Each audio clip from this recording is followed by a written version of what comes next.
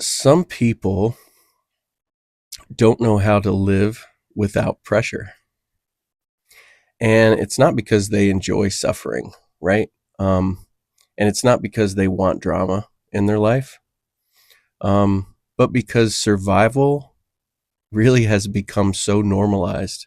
And when survival becomes normalized, peace really feels unfamiliar.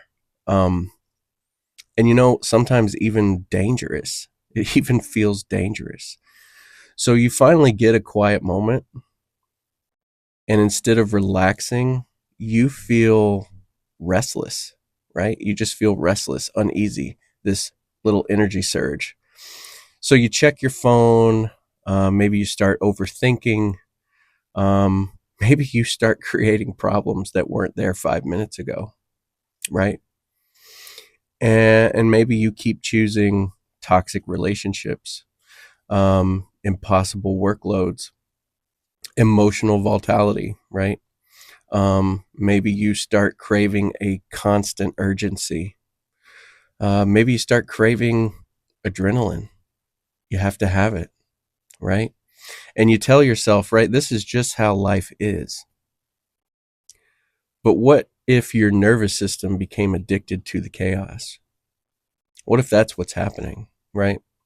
What if the thing exhausting you is also the thing your body learned to depend on?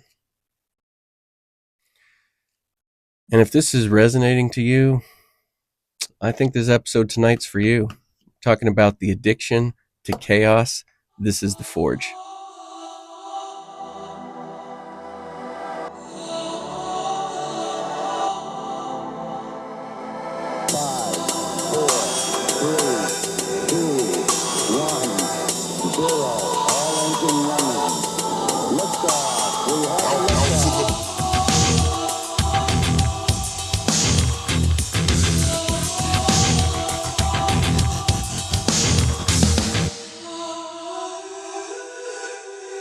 What's up, guys? Welcome back to The Forge. This is where we build something solid.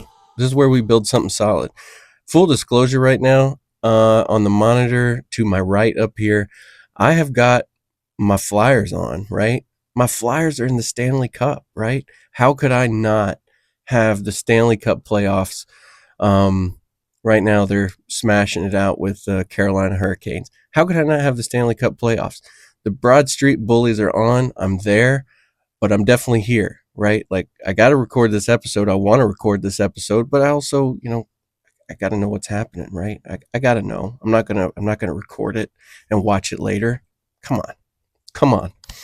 Anyways, welcome back to The Forge, right? This is a pretty cool episode tonight.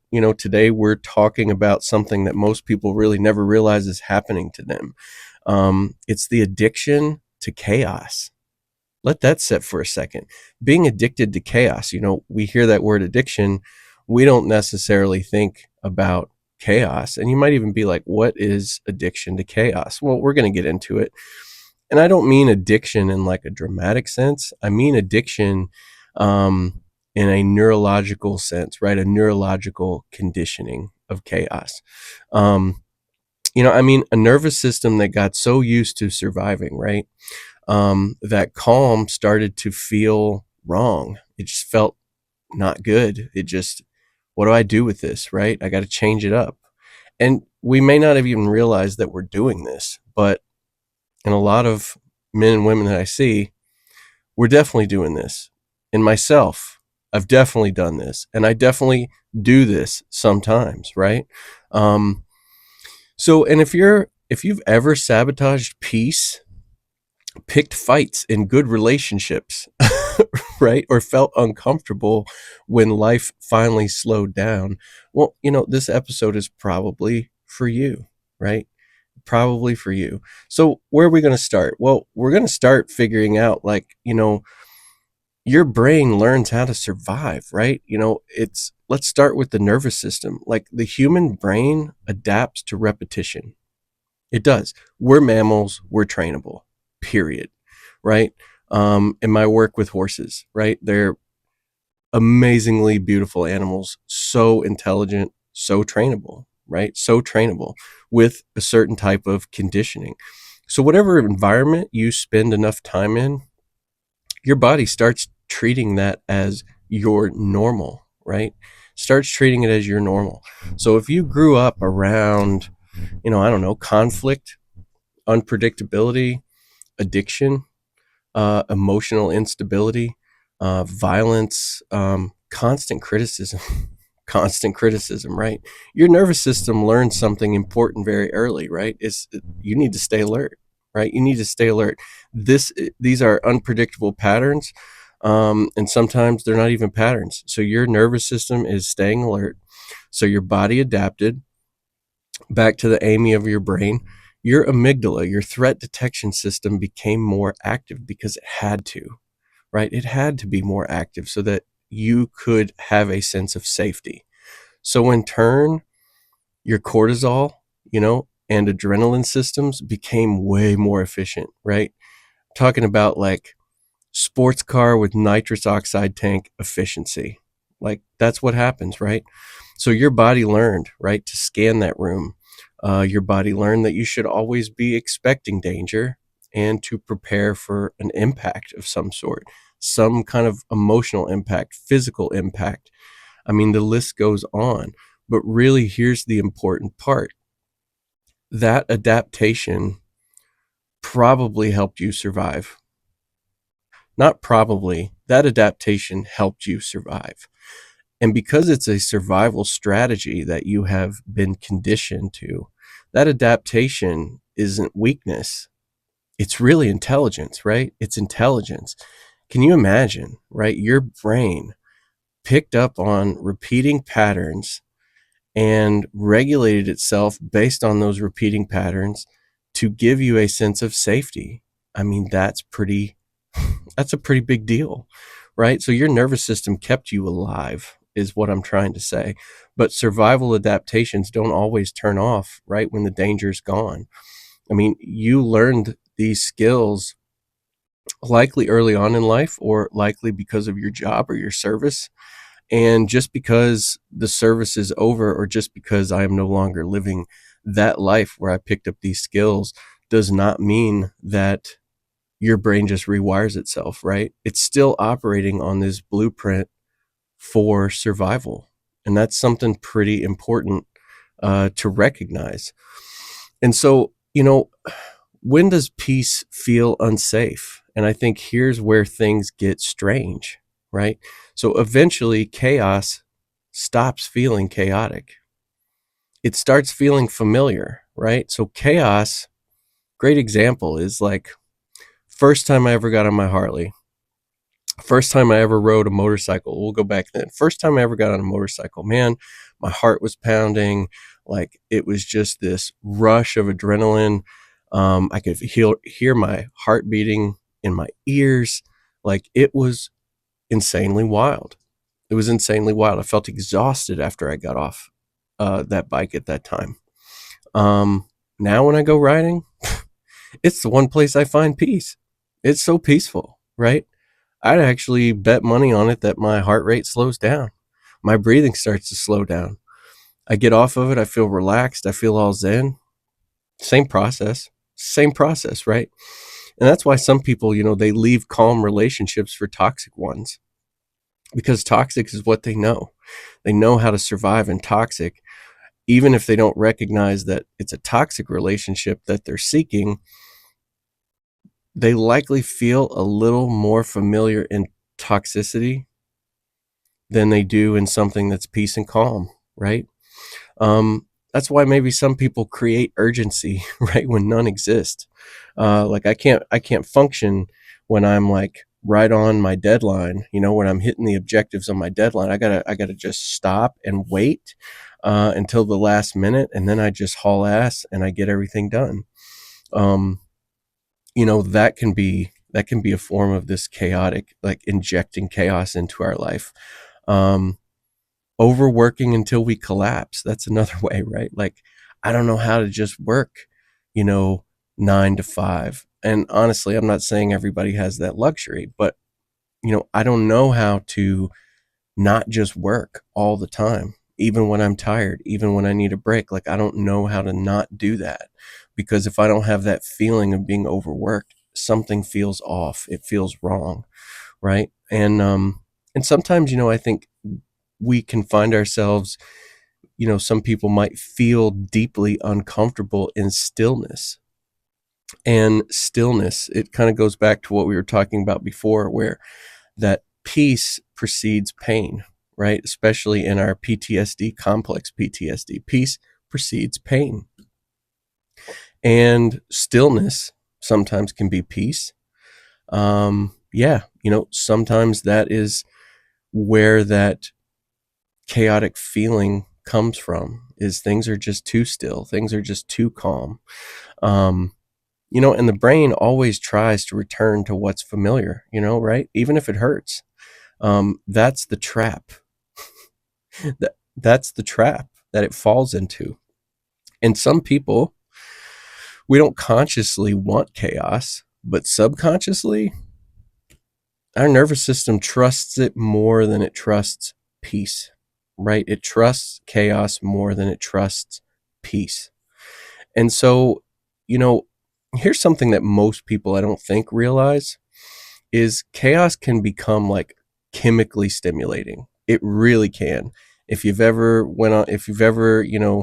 dove out of an airplane with a parachute, if you ever went bungee jumping, if you've ever, if you're a motorcycle rider, if you're someone that's like chasing a thrill, like a thrill seeker, right?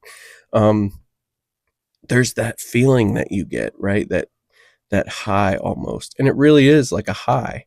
It's like an adrenaline high. It's things kind of tend to feel very euphoric when we're doing something very adrenaline heavy and stimulating. So when your body is in survival mode, obviously your adrenaline increases, your cortisol spikes, your dopamine gets involved in anticipation and unpredictability. You become neurologically conditioned to activation. That's kind of what's happening in that process. And after enough years of that, stillness just feels empty.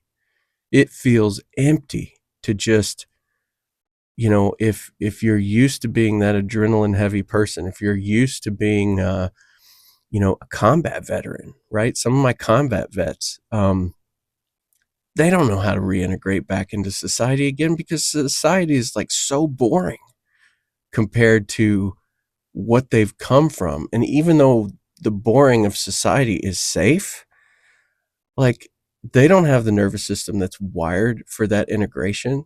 They're not turning off their threat detection, right? So it's kind of like what I think I've said this before, and at times, like, I play ice hockey. Hello, I'm watching ice hockey right now, right? I can't get away from the adrenaline and the chaos. For people that have never played ice hockey, they've never played a heavy contact sport, um, that thought of that might be terrifying. It might be terrifying. Your heart's probably racing to think that you'd put on a pair of ice skates and skate 20 miles an hour and willfully try to run into somebody. But for me at this point, when I'm on the ice rink, it's almost like, with respect to PTSD, that chaotic energy, now I'm engaging in something where everything around me is kind of vibrating on that same energy. So my surroundings become normalized, and I start to feel how maybe someone without that would feel in like stillness, right? Being on the ice and everyone's skating fast and everyone's knocking into each other. And that feels actually kind of calm and still for me. And that's okay, because truthfully, in my case, ice hockey is a very healthy outlet for something like that. Riding my Harley is a very healthy outlet, as long as it's done safely, right? Staying in the speed limit, wearing your helmet, doing things you're supposed to do. Those can be healthy outlets of finding that regulation, right? So, again, it's not because peace is bad, right? That's not why stillness feels empty.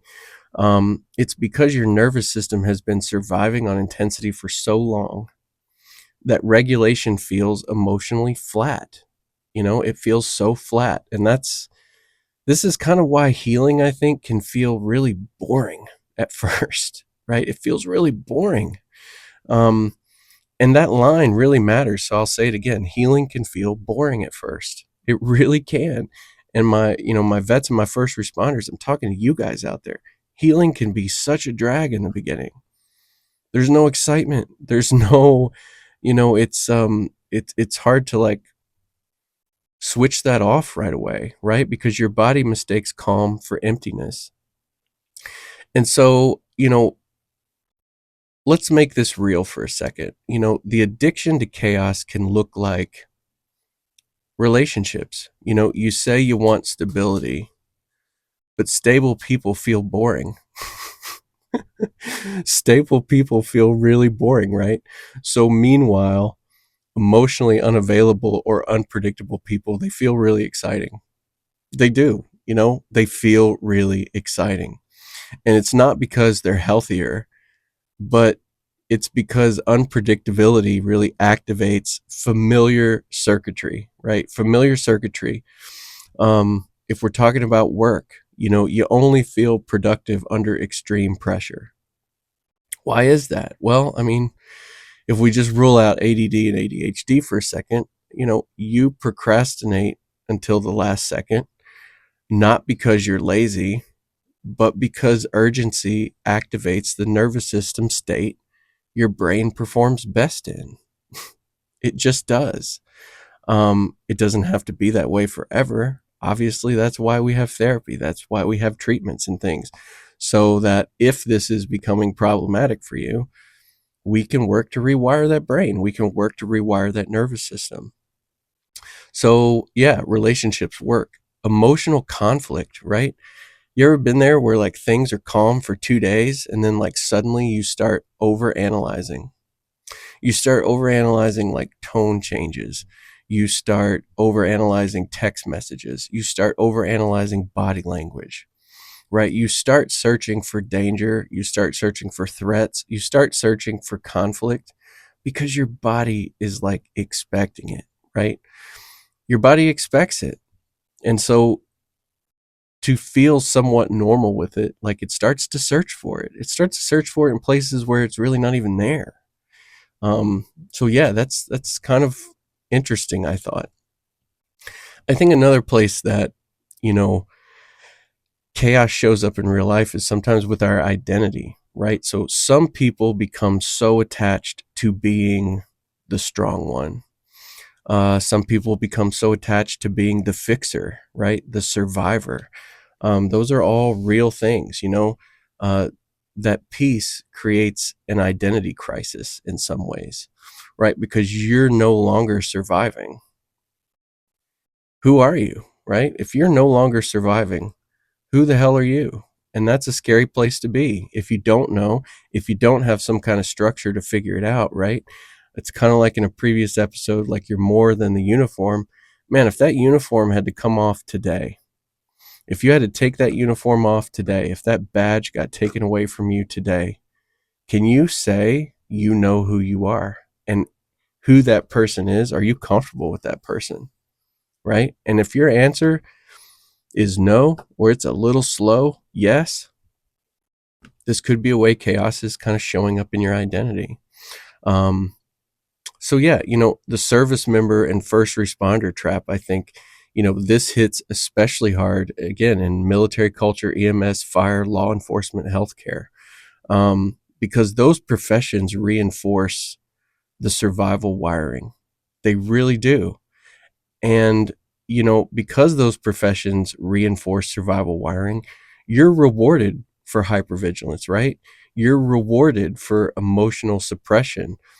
You're rewarded for a rapid response, and you're rewarded for functioning under pressure. And thank God you are, right? Because I don't know about you, but I don't want some lazy ass fireman just kind of like showing up to my house when things are blazing, just like, yeah, give me like 5 minutes, and I'm just gonna, kind of take my time here. No, I need a rapid response. So again, I'm not saying that these things are problems. I'm saying the problem comes from when we can't do anything else, when we're not working, right? That can be the problem. And so those those rewards kind of become identity. And the problem is your nervous system doesn't always know when the shift ends, right? It doesn't know when it ends. You know when it ends, but your nervous system inside of you is just like, oh, we're still on the truck. We're still going for runs. We're still waiting for codes. We're still hearing the bullets fly. Like, it doesn't know. You're the one that has your eyes. Your nervous system does not have your eyes. So, you go home physically, but neurologically, you're still deployed, right? Neurologically, you're still on shift. You're still scanning. You're still preparing. You're still unable to settle. And after years of that, yeah, peace can feel unnatural. It totally can feel unnatural. So you're not broken, right? Let's get that straight. You are not broken. You have seriously just been conditioned. So it's a conditioning that we're talking about.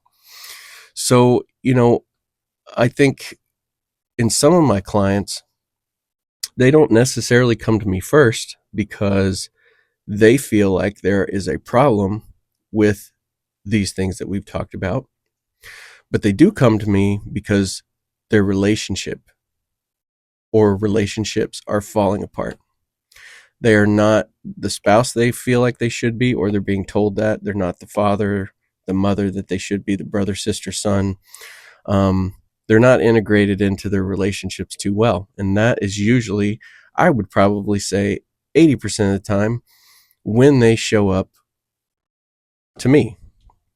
And so, this is where chaos really becomes heartbreaking, because people with survival conditioned nervous systems often hurt the relationships they want the most. Not intentionally, because healthy connection, it really requires some basic things: safety, trust, stillness, and consistency, predictability, right? And consistency and predictability can really feel vulnerable when your body is always expecting instability, right? I'm going to say that one more time. Consistency and predictability can feel vulnerable when your body expects instability. And so what happens? You may pull away. You may start to test people. You may shut down. You may create distance between you and the people that you love. You may pick fights, and you might emotionally really be living in a way that you're embracing for abandonment, like almost all the time. So if I'm bracing for an abandonment all the time, how close am I actually allowing myself to get to people? Probably not very close, right? Probably not very close. And it's not because you don't care. You do care, which is why this stuff matters to you. But it's because your nervous system is trying to protect you, right? It's trying to protect you from a threat that really just doesn't exist right now. And that's an important distinction, right? Protection and sabotage, self-sabotage, can look identical from the outside. It really can. Some of the people I've worked with, like, it really just depends on who's telling them, what they're observing, right? To them, it's, I'm protecting you, right? From the spouse's perspective, it's, you're sabotaging everything good in your life, right? It really looks identical. And it's hard to distinguish the two. But this is where we get into the hope part, right? So now here's the hopeful part. The brain can change. The brain can change regardless of age. I'm throwing it out there, right? Neuroplasticity is a real thing. But rewiring survival patterns is the same process for wiring those survival patterns. We're talking about repetition, right? Your nervous system has to learn calm is safe. It has to learn stillness is survival, and it has to learn connection is not automatically dangerous.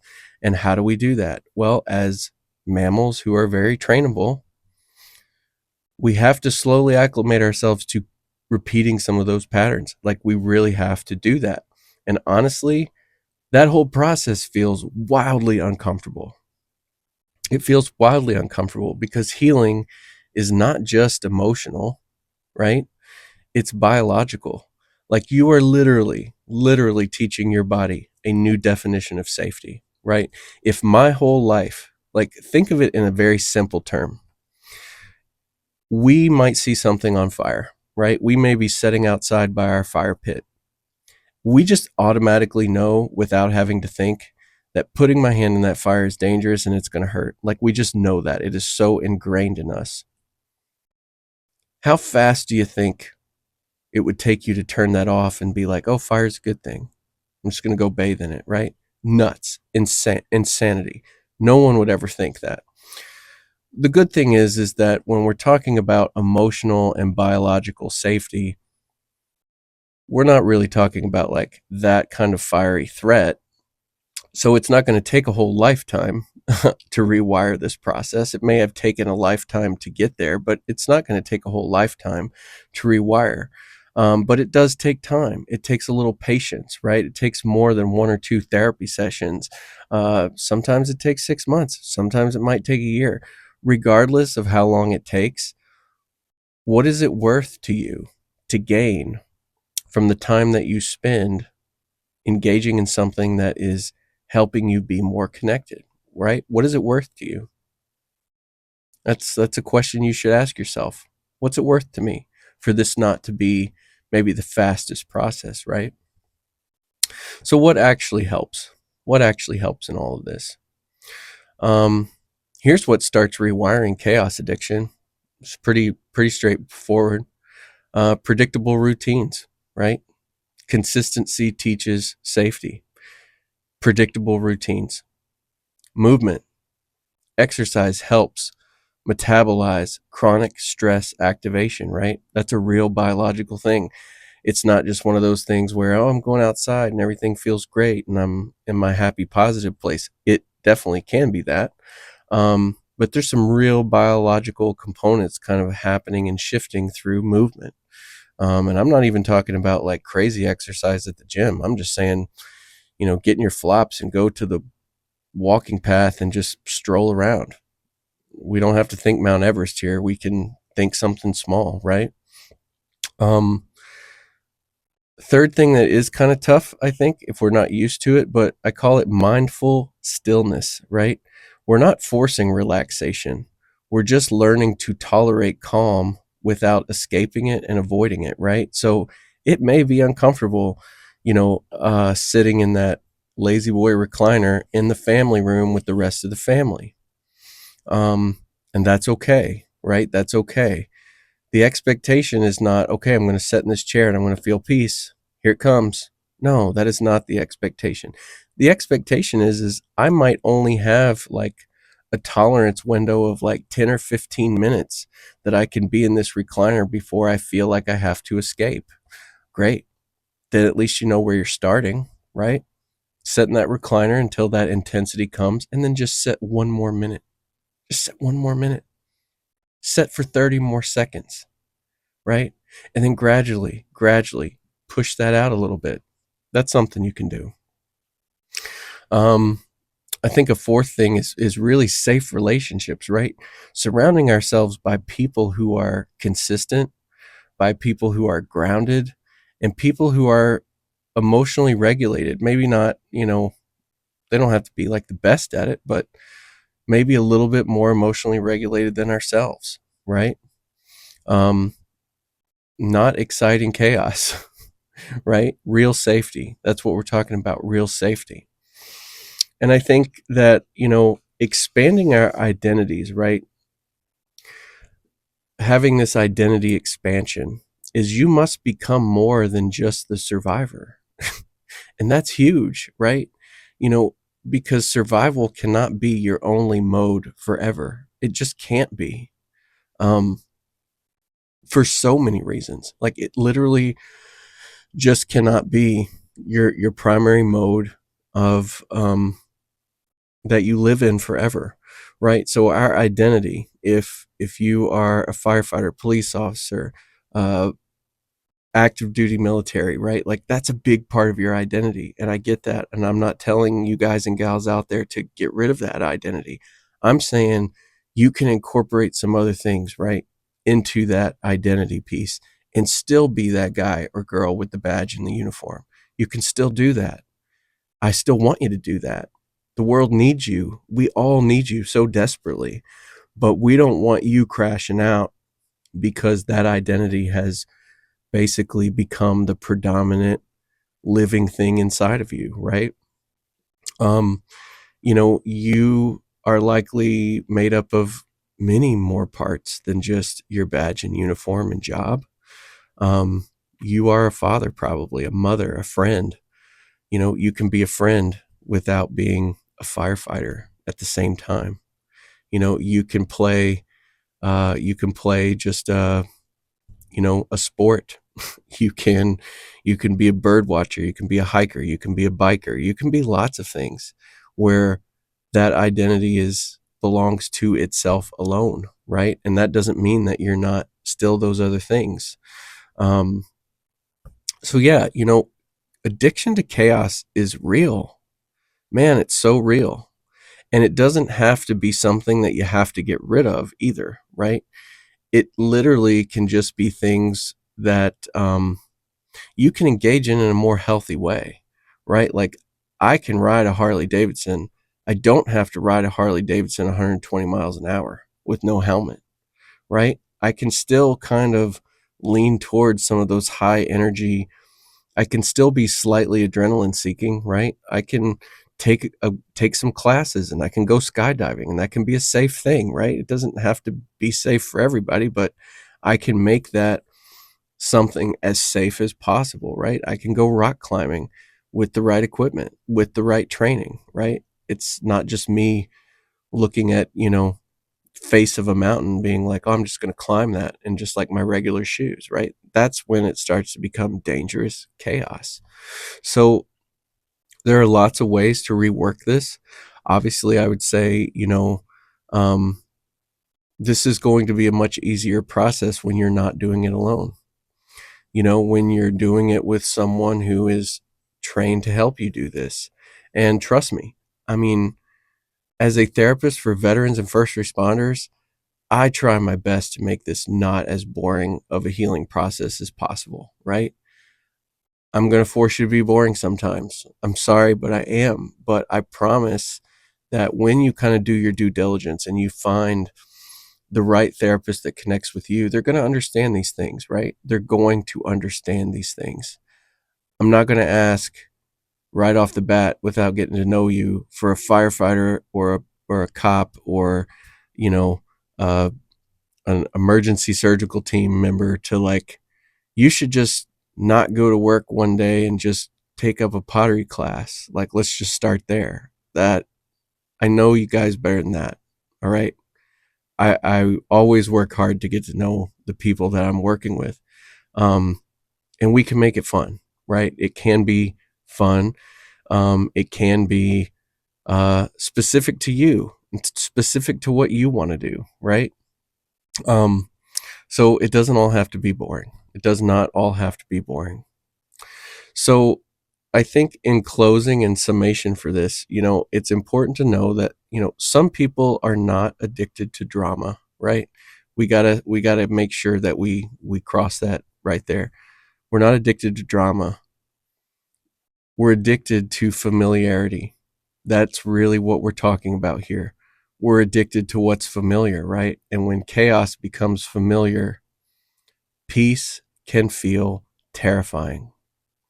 Calm can feel terrifying. But I'm going to tell you again, peace is not weakness. It is not weakness. Stillness is not failure.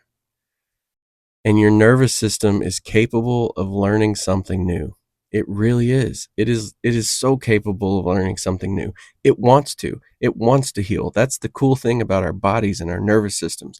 They're always trying to heal. They're always trying to go back to what is homeostatic to it, if that makes any sense. They're always trying to return to a state of peace, even if peace is not what we were brought up in. It knows what its baseline normal is, and it's always trying to achieve that.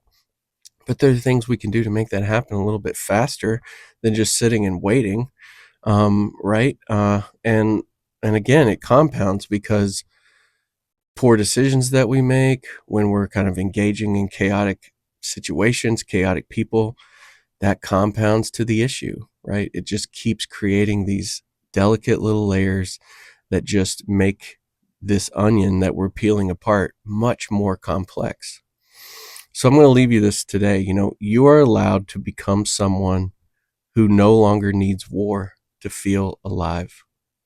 You are allowed to become someone who no longer needs death and destruction to feel happy and to feel alive inside and to feel that little pulse of energy surge. You totally are allowed to be that person, right? And that is not going to make you any less of the person that you are when you have to show up for duty. It's not going to make you any less. It's hard to believe, but it's actually going to make you better at what you do, right? Thanks so much, guys. Appreciate you hanging out with me. 1-1 so far for those of you watching the second game of the Flyers playoffs. I just had to throw that in there. Yep. Hurricanes won. Zegras just scored his first goal. So now it's tied up. Second quarter. All right. Thanks so much, guys. Love you so much. Be sure to give me a follow. Give me a like wherever that stuff's at. I don't know. I don't really get into all that stuff, but keep it locked in here. I appreciate you so much. Have a good one.